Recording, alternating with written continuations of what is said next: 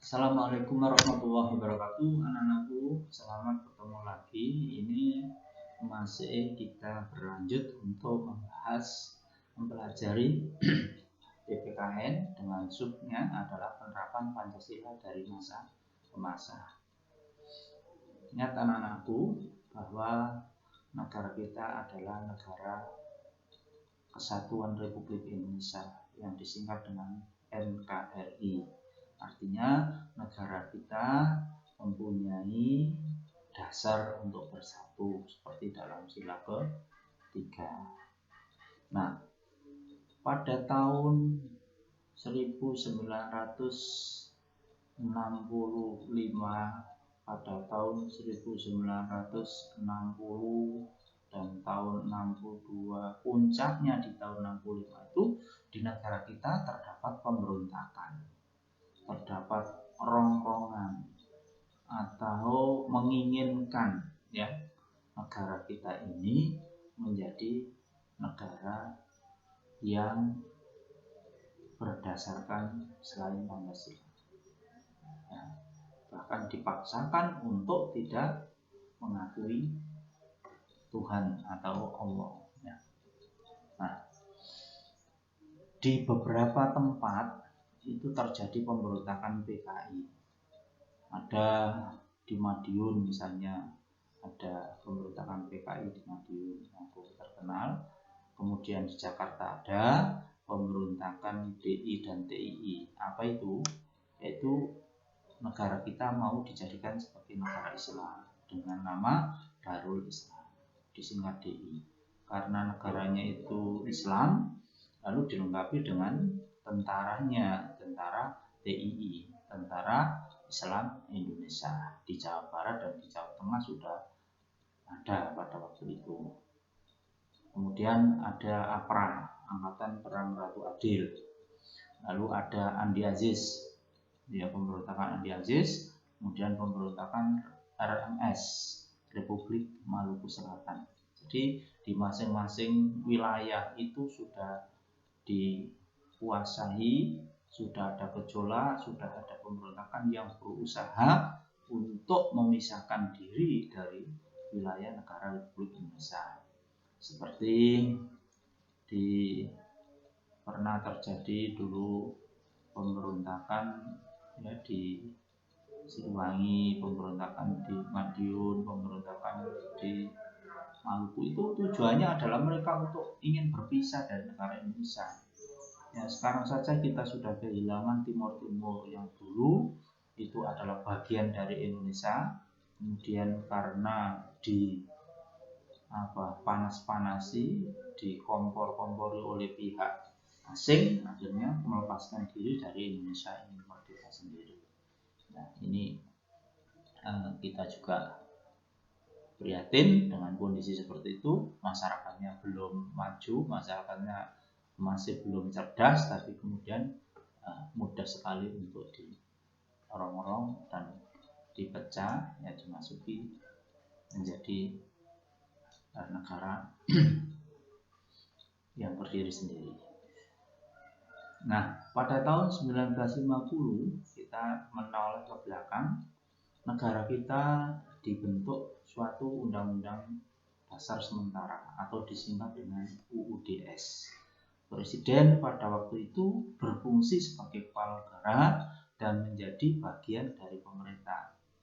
Jadi presiden hanya sebagai kepala negara, hanya sebagai penguasa negara, tetapi bukan penguasa pemerintah. Kalau sekarang presiden itu sebagai kepala negara dan kepala pemerintahan.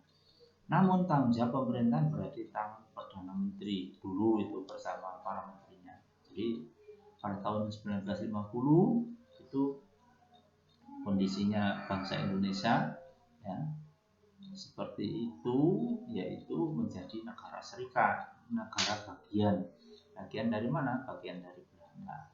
Sehingga pada waktu itu ada RIS, Republik Indonesia Serikat. Artinya negara kita itu bagian dari negara lain. Tapi sekarang sudah kembali lagi dengan RI, Republik Indonesia. Artinya negara kita itu sudah berdiri sendiri, punya kepala negara sendiri, dan punya presiden sendiri. Nah, penerapan Pancasila pada periode 1950 sampai 1959 itu cenderung diarahkan sebagai ideologi liberal. Jadi betul-betul kita sudah kemasukan, sudah termakan, sudah terpengaruh dengan ideologi dari Barat yang nyata-nyata semuanya itu dibebaskan, tidak ada filter, tidak ada penyaringan, tidak ada pilah-pilah, tetapi semuanya itu mengikuti. Hal ini ternyata tidak menjamin stabilitas pemerintahan, jadi tidak membuat pemerintah itu tetap utuh dan stabil.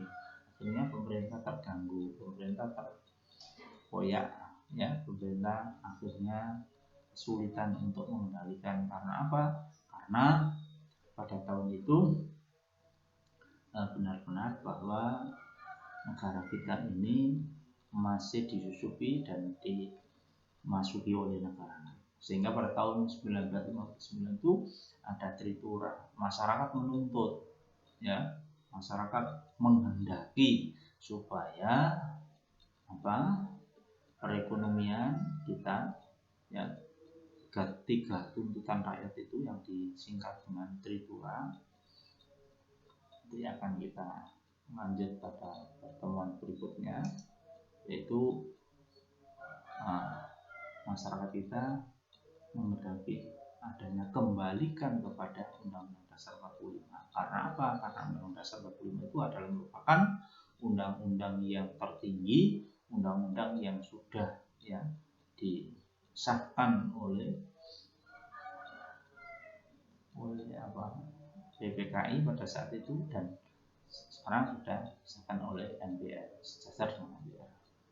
Nah, pada tanggal 29 September tahun 1955 Indonesia melaksanakan pemilihan umum yang pertama kali.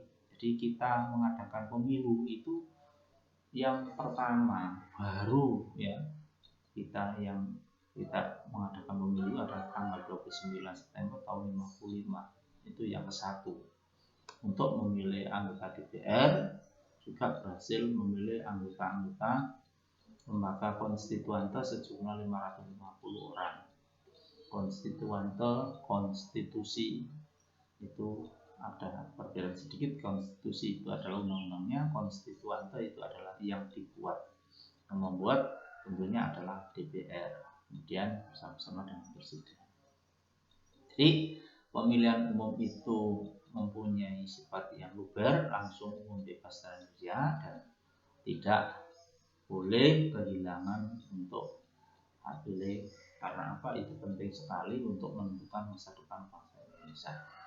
Nah, itu bisa belajar lebih jauh bahwa tujuan kalian untuk mempelajari PPKN ini adalah supaya mengetahui situasi dan kondisi bangsa, situasi dan kondisi negara kita, dan kita harus, ya, kembali lagi memiliki rasa untuk mencintai tanah airnya, mencintai bangsanya, mencintai produk-produk dalam negeri. Sehingga itu yang dikatakan dengan jiwa patriotisme, ya. Itu saja anak-anakku, dan nanti kita lanjut berikutnya. Kemudian anak-anak bisa mencari dan mempelajari lanjutannya, kemudian bisa juga berlatih untuk menjawab pertanyaan-pertanyaan yang ada di buku. Nah, itu mengasah otak untuk lebih bisa cepat untuk cerdas, cepat untuk. Kemudian, bila taufiq wal hidayah. Assalamualaikum warahmatullahi wabarakatuh.